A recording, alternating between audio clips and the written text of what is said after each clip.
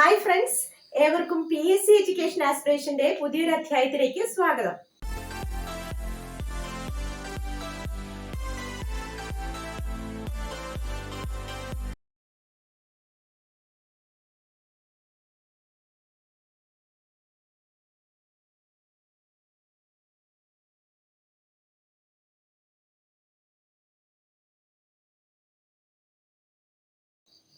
കഴിഞ്ഞ ക്ലാസ്സിൽ ഞാൻ പറഞ്ഞ പോലെ തന്നെ ഈ ക്ലാസ്സിലും എക്കണോമിക്സ് ആണ് പഠിപ്പിക്കുന്നത്. 13 ക്ലാസ്സുകൾ ഞാൻ തന്നിട്ടുണ്ട്. അത് കഴിഞ്ഞ ക്ലാസ് ഞാൻ പറഞ്ഞിരുന്നു. 14ാമത്തെ ക്ലാസ്സിൽ പഠിപ്പിക്കുന്നത് 13ാമത്തെ ക്ലാസ്സിന്റെ ബാക്കിയായിട്ടുള്ള ഭാഗമാണ്. ഇതില് ധാതു ഇന്ധനങ്ങൾ എന്നുള്ള ഭാഗമാണ്. വളരെ റെലവെന്റ് ആയിട്ട് പരീക്ഷകൾക്ക് ഇപ്പൊ ചോദിച്ചു കാണാറുള്ള ഒരു ഭാഗം കൂടിയാണ് ധാതു ഇന്ധനങ്ങളൊക്കെ തന്നെ. അപ്പൊ ധാതു ഇന്ധനങ്ങൾ, അതിലെ തന്നെ കൽക്കരി, പെട്രോളിയം എന്നിവയെ കുറിച്ച് വിശദമായും, പിന്നീട് ആണവ ധാതുക്കളെ കുറിച്ച്, ആണവോർജ നിലയങ്ങളെ കുറിച്ചും, പാരമ്പര്യേതര ഊർജ സ്രോതസ്സുകളെ കുറിച്ചുമാണ് ഇന്നത്തെ ക്ലാസ്. അപ്പോ നമുക്ക് ക്ലാസ്സിലേക്ക് പോകാം. എന്താ, റെഡിയല്ലേ? അപ്പോ ആദ്യം ഞാൻ പറഞ്ഞു ധാതു ഇന്ധനങ്ങൾ. ഇന്ത്യയിൽ കാണപ്പെടുന്ന പ്രധാനപ്പെട്ട ധാതു ഇന്ധനങ്ങൾ ഏതൊക്കെയാണ്? കൽക്കരി, പെട്രോളിയം, പ്രകൃതിവാതകം, ഊർജ വിഭവങ്ങൾ, ഫോസിൽ ഇന്ധനങ്ങൾ. അപ്പോ ഇന്ത്യയിൽ കാണപ്പെടുന്ന പ്രധാനപ്പെട്ട ധാതു ഇന്ധനങ്ങൾ കൂടെ പഠിച്ചു വെക്കുക. ഏതൊക്കെയാണ് പ്രധാനപ്പെട്ടത്? കൽക്കരി, പെട്രോളിയം, പ്രകൃതിവാതകം, ഊർജ വിഭവങ്ങൾ, ധാതു ഇന്ധനങ്ങൾ അല്ലെങ്കിൽ ഫോസിൽ ഇന്ധനങ്ങൾ എന്നിവയാണ്. അപ്പോ പരീക്ഷയ്ക്ക് ചോദ്യം ചോദിക്കാം, താഴെ പറയുന്നവയിൽ ധാതു ഇന്ധനങ്ങളുടെ കൂട്ടത്തിൽ പെടാത്തത് ഏത്? അല്ലെങ്കിൽ ധാതു ഇന്ധനങ്ങളുടെ കൂട്ടത്തിൽ ഉൾപ്പെടുന്നത് ഏത്? അല്ലെങ്കിൽ ധാതു ഇന്ധനങ്ങളെ കുറിച്ചുള്ള ശരിയായ പ്രസ്താവന ഏത്? ഇങ്ങനെയൊക്കെ ചോദ്യങ്ങൾ വരാം. അപ്പൊ പഠിച്ചു വെച്ചല്ലോ. ഇനി ശ്രദ്ധിച്ചേ, ഇതെല്ലാം തന്നെ SCERT പുസ്തകങ്ങളുടെ ഫാക്ട്സിനെ ബേസ് ചെയ്തുകൊണ്ടാണ് ക്ലാസ്സുകൾ. നിങ്ങൾക്ക് അറിയാമല്ലോ. അപ്പോൾ നിങ്ങൾ ആദ്യമായിട്ടാണ് ഈ ചാനൽ കാണുന്നതെങ്കിൽ ഇതൊന്ന് സബ്സ്ക്രൈബ് ചെയ്യാനും, ലൈക്ക് ചെയ്ത് ഷെയർ ചെയ്യാനും, അതുപോലെ നിങ്ങൾക്ക് ആവശ്യമുള്ള ക്ലാസ്സുകൾ കമന്റ് ചെയ്യാനും മറക്കരുത്. ഇത് താഴെയായിട്ട് ഒരാള് കമന്റ് ചെയ്തിട്ടുണ്ട്, ഇംഗ്ലീഷ് ക്ലാസ്സുകൾ വേണമെന്ന്. ഇംഗ്ലീഷിന്റെ ഓൾറെഡി കുറെ ക്ലാസ്സുകൾ ഞാൻ എടുത്തു കഴിഞ്ഞിട്ടുണ്ട്. ആ എടുത്തു കഴിഞ്ഞ ക്ലാസ്സുകൾ ആദ്യം നിങ്ങളൊന്ന് കാണൂ. അതിനുശേഷം ബാക്കി ക്ലാസ്സുകൾ കൂടി ഇടുന്നതായിരിക്കും. ഓക്കെ. അപ്പോ കൽക്കരിയെ കുറിച്ച് നമുക്ക് ആദ്യം പഠിക്കാം. കൽക്കരി എന്തൊക്കെയാണ്? കൽക്കരിയുമായി ബന്ധപ്പെട്ട ശരിയായിട്ടുള്ള പ്രസ്താവനകൾ. കൽക്കരിയുമായി ബന്ധപ്പെട്ട ശരിയായ പ്രസ്താവനകൾ ഇതൊക്കെയാണ്. പോയിന്റ്സ് നോട്ട്സ് എഴുതി പഠിക്കണം, ഞാൻ പറഞ്ഞിട്ടുണ്ട്. അപ്പൊ നോട്ട്സ് എഴുതി തന്നെ പഠിച്ചു വെക്കുക. കൽക്കരി ഇന്ത്യയിലെ ഒരു പ്രധാനപ്പെട്ട, നമുക്കറിയാം കൽക്കരി കത്തിക്കുമ്പോൾ താപം വരും, ഊർജം അല്ലെ, താപോർജമാണ്, ചൂടാണ് വരാറുള്ളത്. അപ്പോ ഒരു പ്രധാനപ്പെട്ട സവിശേഷതയാണ് ഇന്ത്യയിലെ പ്രധാനപ്പെട്ട താപോർജ സ്രോതസ്സാണ്. അപ്പൊ ഇന്ത്യയിലെ പ്രധാനപ്പെട്ട ഒരു താപോർജ സ്രോതസ്സാണ് ഏതെന്ന് പറയുന്നത്? കൽക്കരി. ഇനി രണ്ടാമത്തെ സ്റ്റേറ്റ്മെന്റ് ഇതാണ്, ഇന്ത്യയിലെ പ്രധാന വ്യാവസായിക ഇന്ധനം. ഇന്ത്യയിലെ പ്രധാന വ്യാവസായിക ഇന്ധനം. പോയിന്റ്സ് നോട്ട് ചെയ്ത് വെക്കണേ. ഇന്ത്യയിലെ മുഖ്യ താപോർജത്തിന്റെ സ്രോതസ്സാണ്, ഇന്ത്യയിലെ പ്രധാന വ്യാവസായിക ഇന്ധനമാണ്. അതുപോലെ ഇന്ത്യയിൽ ഏറ്റവും കൂടുതൽ കാണപ്പെടുന്ന ഇനം കൽക്കരി ഏതാന്ന് ചോദിച്ചാല് ബിറ്റുമിനസ് കൽക്കരി. ഇന്ത്യയിൽ ഏറ്റവും കൂടുതൽ കാണപ്പെടുന്ന ഇനം കൽക്കരിയാണ്, ബിറ്റുമിനസ് കൽക്കരി. ഇനി ഇത് ഏറ്റവും കൂടുതൽ കൽക്കരി കാണപ്പെടുന്ന സംസ്ഥാനങ്ങൾ ഏതൊക്കെയാണ്? കൽക്കരിയുടെ നിക്ഷേപങ്ങൾ ഏറ്റവും കൂടുതൽ കാണപ്പെടുന്ന സംസ്ഥാനങ്ങൾ ഏതൊക്കെയാണെന്ന് ചോദിച്ചാല് വെസ്റ്റ് ബംഗാൾ, ജാർഖണ്ഡ്, ഒഡീഷ, ഛത്തീസ്ഗഡ്. വെസ്റ്റ് ബംഗാൾ, ഒഡീഷ, ജാർഖണ്ഡ്, ഛത്തീസ്ഗഡ് എന്നിവയാണ് കൽക്കരി ഏറ്റവും കൂടുതൽ കാണപ്പെടുന്ന ഇന്ത്യൻ സംസ്ഥാനങ്ങൾ. ഇതിൽ തന്നെ ഇന്ത്യയിൽ ആദ്യമായി കൽക്കരി പാടം, അല്ലെങ്കിൽ ഇന്ത്യയിലെ ആദ്യത്തെ കൽക്കരി പാടം, കൽക്കരി ആദ്യമായിട്ട് ഖനനം ചെയ്തത് എവിടെ നിന്നാണെന്ന് ചോദിച്ചു കഴിഞ്ഞാല് റാണിഗഞ്ച്, വെസ്റ്റ് ബംഗാളിലെ സ്ഥലമാണ് റാണിഗഞ്ച്. അപ്പൊ ഇന്ത്യയിലെ ആദ്യത്തെ കൽക്കരി പാടമാണ് റാണിഗഞ്ച്, വെസ്റ്റ് ബംഗാൾ. ഇനി ഇന്ത്യയിലെ ഏറ്റവും വലിയ കൽക്കരി പാടമാണ് ഝാറിയ. ഇന്ത്യയിലെ ഏറ്റവും വലിയ കൽക്കരി പാടമാണ് ഝാറിയ. ഇത് ജാർഖണ്ഡിലാണ്. ഝാറിയ എവിടെയാണ്? ജാർഖണ്ഡിലാണ് സ്ഥിതി ചെയ്യുന്നത്. ഓക്കെ, ക്ലിയർ അല്ലേ? ഇനി ഇന്ത്യയില് ഉള്ളതിൽ വെച്ചിട്ട് ഏറ്റവും ഇന്ധനക്ഷമത കുറഞ്ഞ ഇനം കൽക്കരി ഏതാണ്? ഇന്ത്യയിൽ ഏറ്റവും ഉള്ളതിൽ വെച്ചിട്ട് ഏറ്റവും ഇന്ധനക്ഷമത കുറഞ്ഞ ഇനം കൽക്കരിയാണ് ലിഗ്നൈറ്റ്. ഇന്ത്യയിൽ വെച്ച് ഏറ്റവും ഇന്ധനക്ഷമത കുറഞ്ഞ ഇനം കൽക്കരിയാണ് ലിഗ്നൈറ്റ്. ഇത്തരത്തില് ലിഗ്നൈറ്റ് ഏറ്റവും കൂടുതൽ കാണപ്പെടുന്ന ഇന്ത്യൻ സംസ്ഥാനമാണ് തമിഴ്നാട്. തമിഴ്നാട്ടിലെ തന്നെ പ്രത്യേക എടുത്ത സ്ഥലം ചോദിച്ചു കഴിഞ്ഞാൽ നെയ്വേലി. തമിഴ്നാട്ടിലെ നെയ്വേലി.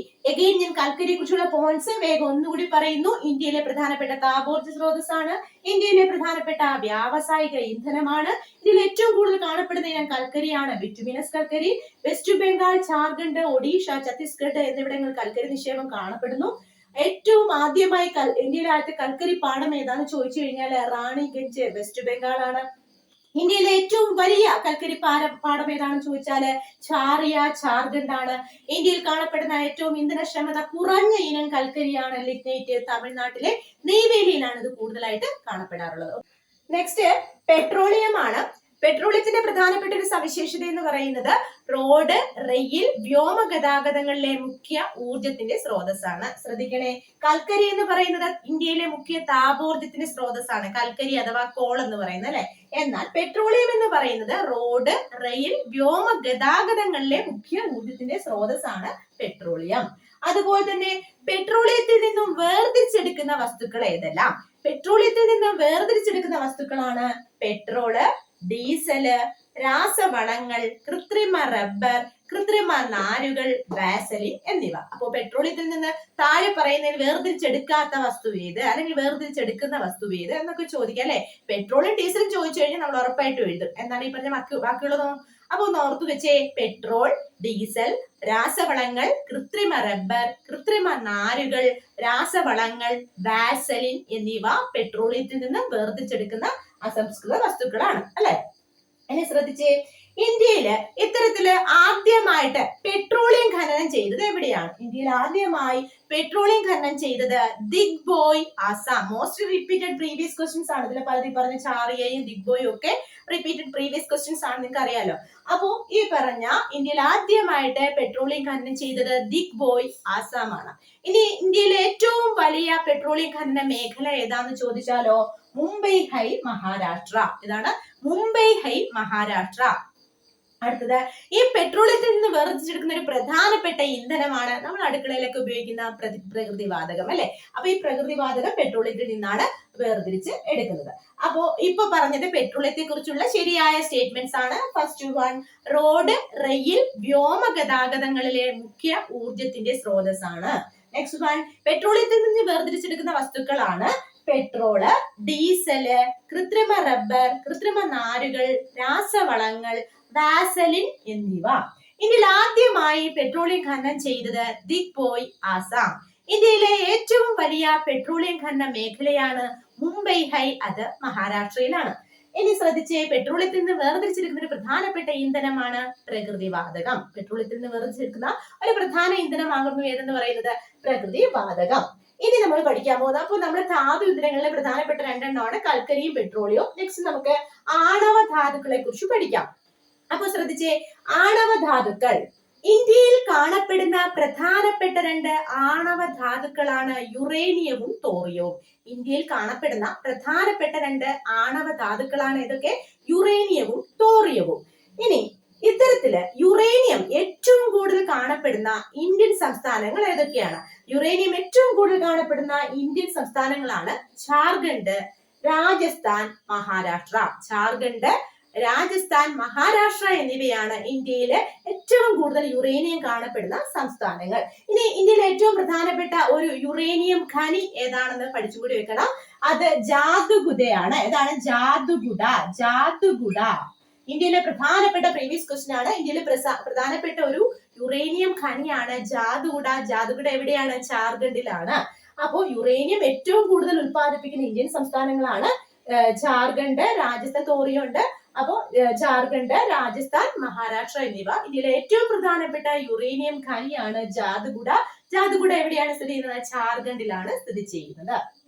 ലാസ്റ്റ് ക്ലാസ്സില് ലോഹധാതുക്കൾ പഠിച്ചപ്പോൾ നമ്മുടെ ഇന്ത്യയിലെ ഏറ്റവും വലിയ ചെമ്പ് ഖനി എവിടെയാണ്? ഇതിൽ ഏറ്റവും വലിയ ചെമ്പ് ഖനി K3, രാജസ്ഥാൻ എന്നൊക്കെ നേരത്തെ പഠിച്ചിരുന്നു. അത് കണ്ടിട്ടില്ലാത്തൊരു തൊട്ട് മുമ്പുള്ള ക്ലാസ് കാണണം. അതിനു വേണ്ടിയിട്ടാണ് ഞാൻ പറഞ്ഞത്. ലിങ്ക് ഞാൻ താഴെ കൊടുത്തേക്കാം. ഓക്കെ, ഇനി നോക്കൂ, മോണസൈറ്റ്, ഇൽമനൈറ്റ് എന്നിവയിൽ നിന്നും തോറിയം ഉൽപ്പാദിപ്പിക്കുന്ന ഇന്ത്യൻ സംസ്ഥാനങ്ങൾ എന്തൊക്കെയാണ്? മോണസൈറ്റ്, ഇൽമനൈറ്റ് എന്നിവയിൽ നിന്നും തോറിയം ഉൽപ്പാദിപ്പിക്കുന്ന, അങ്ങനെ എടുത്തു ചോദിക്കാം. മോണസൈറ്റിൽ നിന്നും ഇൽമനൈറ്റിൽ നിന്നും തോറിയം ഉൽപ്പാദിപ്പിക്കുന്ന ഇന്ത്യൻ സംസ്ഥാനങ്ങളാണ് കേരളവും തമിഴ്നാടും. ഏതൊക്കെയാണ്? കേരളവും തമിഴ്നാടുമാണ് മോണസൈറ്റ്, ഇൽമനൈറ്റ് എന്നിവയിൽ നിന്നും തോറിയം ഉൽപ്പാദിപ്പിക്കുന്ന സംസ്ഥാനങ്ങൾ.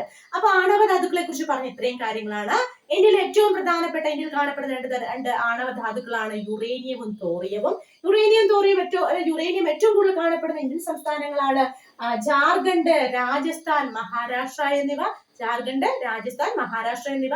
ഇതിൽ ഏറ്റവും പ്രധാനപ്പെട്ട യുറേനിയം ഖനിയാണ് ജാദുഗുഡ. എവിടെയാണ് സ്ഥിതി ചെയ്യുന്നത്? ഝാർഖണ്ഡിലാണ് സ്ഥിതി ചെയ്യുന്നത്. പിന്നീട് പറഞ്ഞു മോണസൈറ്റ്, ഇൽമനൈറ്റ് എന്നിവയിൽ നിന്നും തോറിയം ഉൽപ്പാദിപ്പിക്കുന്ന ഇന്ത്യൻ സംസ്ഥാനങ്ങളാണ് കേരളവും തമിഴ്നാട്. ഓക്കെ അല്ലേ? നെക്സ്റ്റ്, ഇന്ത്യയിലെ പ്രധാനപ്പെട്ട ആണവോർജ നിലയങ്ങളാണ്. ഇന്ത്യയിലെ ഏറ്റവും പ്രധാനപ്പെട്ട ആണവോർജ നിലയങ്ങൾ ഇതെല്ലാം പ്രീവിയസ് ക്വസ്റ്റ്യൻസ് ആണ്.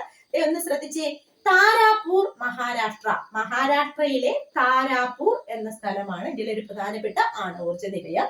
കഴിഞ്ഞ ക്ലാസ്സിൽ നമ്മൾ ഇന്ത്യയിലെ പ്രധാനപ്പെട്ട ഇരുമ്പയിര് ഖനന മേഖലകളൊക്കെ പഠിച്ചിരുന്നു. അതൊക്കെ ഓർമ്മയുണ്ടെന്ന് വിചാരിക്കുന്നു. ഓക്കെ, അപ്പൊ Tarapur Maharashtra. Next one Rawatbhata, Rajasthan. ഈ റാവത്ത് ഫട്ടയെ കോട്ട എന്ന പേരിലും അറിയപ്പെടുന്നുണ്ട്. എങ്ങനെ അറിയപ്പെടുന്നുണ്ട്? കോട്ട എന്ന പേരിൽ. നിങ്ങൾ റാങ്ക് ഫയലൊക്കെ നോക്കുമ്പോൾ കോട്ട എന്നായിരിക്കും കാണുന്നത്, പക്ഷെ റാവത്ത് ഫട്ട എന്നാണ് SCERT പുസ്തകങ്ങളിലുള്ളത്. അതുകൊണ്ടാണ് ഞാൻ റാവത്ത് ഫട്ട എന്ന് തന്നെ എഴുതിയത് കേട്ടോ. ഓക്കെ, റാവത്ത് ഫട്ട ഒരു കോട്ട എവിടെയാണ്? രാജസ്ഥാനിലാണ്. കൈഗ കർണാടക. ഇതൊരു പ്രാസത്തിലൊക്കെ പഠിച്ചു വെക്കാം കേട്ടോ. മഹാരാഷ്ട്രയിലാണ് ആരുള്ളത്? താരയുള്ളത്, താരാപൂർ. അതുപോലെ തന്നെ രാജസ്ഥാനിലാണ് റാവത്ത് ഫട്ട. റാവത്ത് ഫട്ട ഓർ കോട്ട, അല്ലെ. അതുപോലെ തന്നെ കർണാടകയിലാണ് കൈഗ. കർണാടകയിലാണ് എന്തുള്ളത്? കൈഗ ഉള്ളത്. അതുപോലെ തന്നെ ഗുജറാത്ത് കക്രപ്പാറ. ഗുജറാത്ത് കക്രപ്പാറ. അപ്പൊ അങ്ങനെ ഒരു റൈമിംഗ് ആയിട്ട് പഠിച്ചു വെക്കുക, കുറച്ച് എളുപ്പമായിരിക്കും. ഗുജറാത്തിലെ കക്രപ്പാറ. ഇനി ഉത്തർപ്രദേശിലെ പ്രധാനപ്പെട്ട ആണവോർജ നിലയമാണ് നറോറ. ഉത്തർപ്രദേശിലെ പ്രധാനപ്പെട്ട ആണവോർജ നിലയമാണ് നറോറ. അതുപോലെ തന്നെ കൂടംകുളം, കൽപ്പാക്കം. കൂടംകുളവും കൽപ്പാക്കവും തമിഴ്നാട്ടിലെ 2 സ്ഥലങ്ങളാണ്. ഈ 2 സ്ഥലങ്ങളും തമിഴ്നാട്ടിലെ പ്രധാനപ്പെട്ട 2 ആണവോർജ നിലയങ്ങൾ സ്ഥിതി ചെയ്യുന്നു. ഇതിൽ കൂടംകുളം നമുക്കറിയാം തമിഴ്നാട്ടിലാണ്. ഏത് രാജ്യത്തിന്റെ സഹായത്തോടെയാണ്? റഷ്യയുടെ സഹായത്തോടെയാണ് നിർമ്മിച്ചത്. ഓക്കെ, കൂടംകുളം ആണവ നിലയം തമിഴ്നാട്ടിലെ റഷ്യൻ സഹായത്തോടെയാണ് നിർമ്മിച്ചത്. ഒക്കെ പ്രീവിയസ് ക്വസ്റ്റ്യൻസ് ആണ്. ഓക്കെ, അപ്പോൾ നമ്മൾ ആണവോർജ നിലയങ്ങൾ ഒന്നുകൂടി പറയുന്നു. മഹാരാഷ്ട്രയിലെ, എഴുതിയെടുക്കുന്നുണ്ടല്ലോ നോട്ട്സിൽ, എന്റെ കൂടെ പറഞ്ഞു പഠിക്കണേ. മഹാരാഷ്ട്രയിലെ താരാപൂർ, രാജസ്ഥാനിലെ റാവത്ത് ഫട്ട അല്ലെങ്കിൽ കോട്ട, കർണാടകയിലെ കൈഗ, ഗുജറാത്തിലെ കക്രപ്പാറ, ഉത്തർപ്രദേശിലെ നറോറ, ഇനി കൂടംകുളം, കൽപ്പാക്കം എന്നിവ തമിഴ്നാട്ടിലാണ് സ്ഥിതി ചെയ്യുന്നത്. ഇനി കൂടംകുളം ആണവ നിലയം ഏത് രാജ്യത്തിന്റെ സഹായത്തോടെയാണ് നിർമ്മിച്ചിരിക്കുന്നത്? റഷ്യൻ സഹായത്തോടെയാണ് നിർമ്മിച്ചിരിക്കുന്നത്. ഇനി ഏറ്റവും ഇമ്പോർട്ടന്റ് ആയിട്ട് കഴിഞ്ഞ പ്രിലിമിൻസിന് റിപ്പീറ്റ് അടിച്ച് ചോദിച്ച ഒരു ചോദ്യമാണ്, ഒരു മാർക്കിന് ചോദ്യം ഈ ഭാഗത്തുനിന്നായിരുന്നു. പാരമ്പര്യ ഊർജ്ജ സ്രോതസ്സുകൾ, പാരമ്പര്യേതര ഊർജ്ജ സ്രോതസ്സുകൾ. അപ്പൊ അതൊന്ന് ശ്രദ്ധിച്ചു വെച്ചിട്ടുണ്ടെങ്കിൽ നമുക്ക് പെട്ടെന്ന് തെറ്റിപ്പോകുന്ന ഒരു ക്വസ്റ്റ്യൻ ആണ്. അപ്പൊ മനസ്സിലാക്കി വെക്കേണ്ട ഇത്രയും കാര്യമുള്ളൂ. പാരമ്പര്യ ഊർജ്ജ സ്രോതസ്സുകൾ എന്ന് പറഞ്ഞാൽ പാരമ്പര്യമായിട്ടുള്ളതാണ്. അത് എപ്പോ വേണമെങ്കിലും തീർന്നു പോകാം. അതുപോലെ തന്നെ ഇതെന്ത് ചെയ്യാൻ പറ്റില്ല? പുനഃസ്ഥാപിക്കാൻ കഴിയുന്നവയല്ല. ശ്രദ്ധിക്കണേ. അപ്പൊ പാരമ്പര്യ ഊർജ്ജ സ്രോതസ്സുകൾ എപ്പോ വേണമെങ്കിലും തീർന്നു പോകാം, പുനഃസ്ഥാപിക്കാൻ കഴിയുന്നവയല്ല. It is non renewable source ആണ്. അപ്പൊ ശ്രദ്ധിച്ചോണേ, പാരമ്പര്യ ഊർജ്ജ സ്രോതസ്സുകൾ പുനഃസ്ഥാപിക്കാൻ കഴിയുന്നവ അല്ല. It is non renewable. എപ്പോ വേണേലും തീർന്നു പോകാം. അപ്പൊ പാരമ്പര്യ ഊർജ്ജ സ്രോതസ്സിന് താഴെ പറയുന്ന ഉദാഹരണം ഏതെന്ന് പറഞ്ഞ് കഴിഞ്ഞ പ്രിലിംസിനൊക്കെ തന്നെ ചോദിച്ചിട്ടുണ്ടായിരുന്നു. ഓക്കെ, ഏതൊക്കെയാണ്?